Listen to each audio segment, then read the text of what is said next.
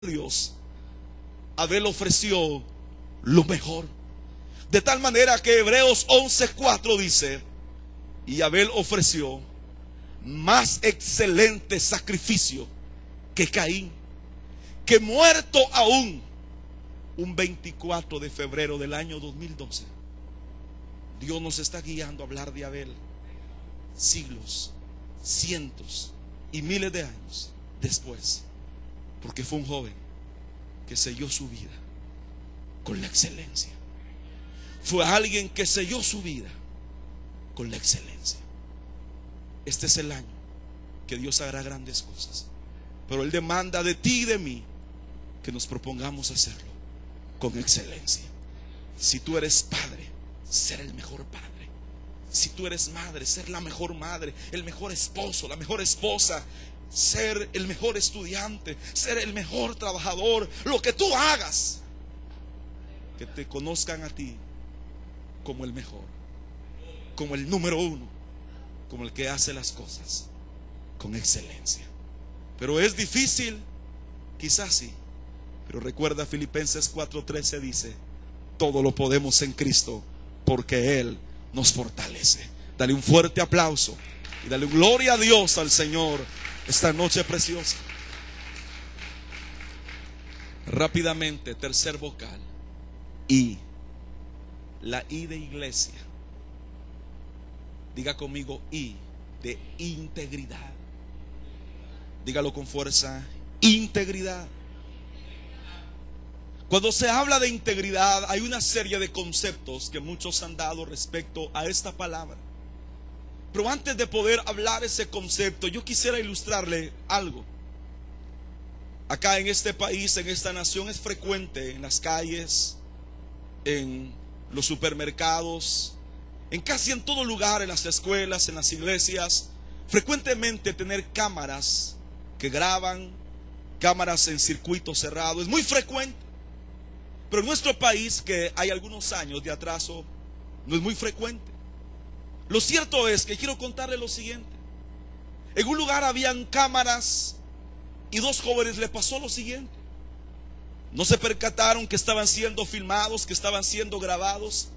Y uno de ellos fue captado en un momento que para él nadie lo estaba viendo. Y parece curioso, pero ¿sabe qué hizo?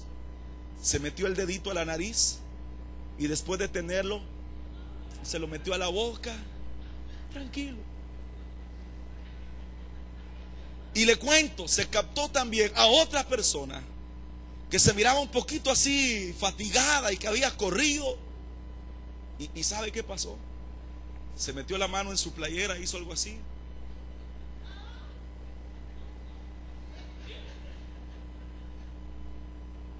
¿Y sabe por qué razón? Porque él pensó que nadie lo estaba viendo. Yo te hago una pregunta: ¿cómo te comportas tú cuando sabes que te están viendo? Ajá. La mejor sonrisa. Me están viendo. Hola, hola, hello, how are you? God bless you. ¿Cómo nos comportamos cuando sabemos que una cámara nos está viendo? ¿Cómo nos comportamos cuando sabemos que la mirada de muchos está hacia nosotros? ¿Cómo nos comportamos? Mire, algunos acá parecen angelitas, parecen angelitos. Hasta se les ven algunos, hay unos tunquitos como que ya les están saliendo alas. Pero yo les pregunto, ¿sigue pareciendo ángel en la escuela? ¿Sigue pareciendo angelita en el trabajo? Fíjese que hay sorpresas, algunos no. Cuando salen de la iglesia, aquí no pasa, pero en otros países les salen cachos y cola.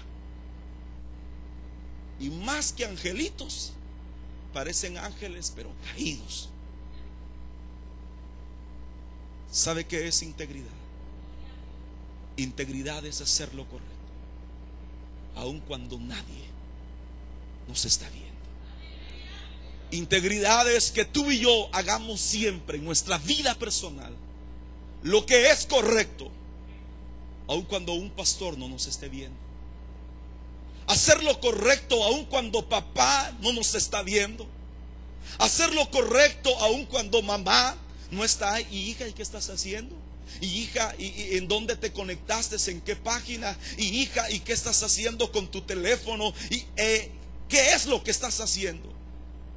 Quizás nadie pueda estarte vigilando las 24 horas del día, pero debes de saber algo. Gálatas 6, versos 6 y 7 dice: no os engañéis, Dios no puede ser burlado.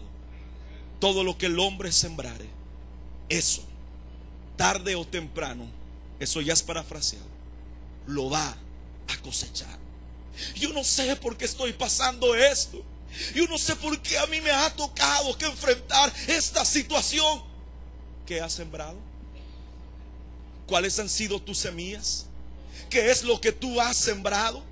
¿Cuáles han sido las semillas en tu conducta diaria respecto a los demás, respecto al prójimo, en tu diario vivir, en cualquier rol que tengas, como hija, como esposa, como madre, en cualquier rol de la vida? ¿Cuál ha sido sinceramente tu conducta aun cuando nadie te ve? Pero debemos de entender que aunque nadie nos mire, hay un Dios en los cielos que todo lo ve, y el Dios que ve en lo secreto nos va a recompensar en lo público. Y aún el Dios que ve en lo secreto lo malo, también en lo público nos puede avergonzar delante de los hombres. En la Biblia encontramos la historia de un joven llamado Daniel, que decidió ser íntegro en todo tiempo. A pesar de que fue llevado a Babilonia, que se determina como un lugar geográfico, pero que en la palabra de Dios, en Apocalipsis 18 y en varios versos de la Biblia, cuando se habla de Babilonia, se habla de un sistema mundano, pagano, perverso, fundamentado en la rebeldía, en la idolatría, en la inmoralidad y cualquier clase de libertad de pecado en la vida de los hombres. Daniel fue a Babilonia, a lo más perverso: homosexualismo, lesbianismo, de todo había en esa ciudad, en ese sistema. Y aún le dieron a Daniel: ya veniste, vas a querer vinos, vodka, vas a querer droga, ¿qué es lo que quieres? ¿Qué es lo que anhela tu corazón? Pero Daniel, cuando llegó a ese lugar, le dijo al sátrapa, le dijo al encargado: yo no voy a hacer cualquier cosa como hagan los demás jóvenes en este lugar, sino Daniel 1:8 dice: y Daniel propuso en su corazón no contaminarse con la comida del rey, ni con el vino que él bebía, sino pidió por tanto al jefe de los eunucos que no se le obligase a contaminarse. Cuánto joven, cuánta señorita hoy fácilmente se contamina en las corrientes de tentaciones y de maldad que hay operando en este mundo. Pero Dios quiere que en este lugar haya un remanente de señoritas, de jóvenes que se atrevan a decirle: Señor, yo voy a caminar en integridad, yo voy a vivir en integridad, yo voy a caminar en integridad el resto de mi vida. Aunque en la escuela digan: mire, simplemente lo que usted tiene que hacer es tener cierto sexo seguro, cuídese de esta pastilla, haga este método. Y alguien diga: pero si todas las hacemos, tú tienes que hacerlo con tu novio. Que lo hagan ellas, pero tú no. Tú eres una hija de Dios. Que lo hagan otros, pero tú no. Atrévete a marcar una diferencia de una juventud que viva y camina en integridad. Que la recompensa, aunque algunos te digan: mira, te va a ir mal, ¿sabe cómo le fue a Daniel? Él era 10 veces mejor que los demás. Daniel en todo era número 10. Él era 10 veces mejor. Así que este es el año que Dios nos llama a caminar y a vivir en integridad. ¿Y qué es integridad? Sencillamente hacer siempre lo correcto, aun cuando nadie me está viendo. Dele un fuerte aplauso y dele gloria a Dios, al Señor, esta noche preciosa. Rápidamente, cuarta vocal: O. Pero haga bien la O. O. No es O de oso. Diga conmigo: O de oportunidad. Diga conmigo: oportunidad. La vida de todo ser humano sobre esta tierra es siempre una oportunidad. Dios no tiene obligación de que el día de mañana yo le diga: estaré vivo. siendo hombre de Dios, aún para mí, Dios no tiene la obligación de decirme que mañana yo voy a vivir. ¿Sabe qué dice la palabra?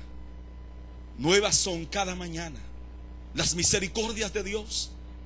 Jeremías, escribiendo en Lamentaciones, decía: por la misericordia de Dios no hemos sido consumidas, porque nuevas han sido cada mañana, y grande es su fidelidad, que aun cuando hemos sido infieles, Él ha permanecido fiel.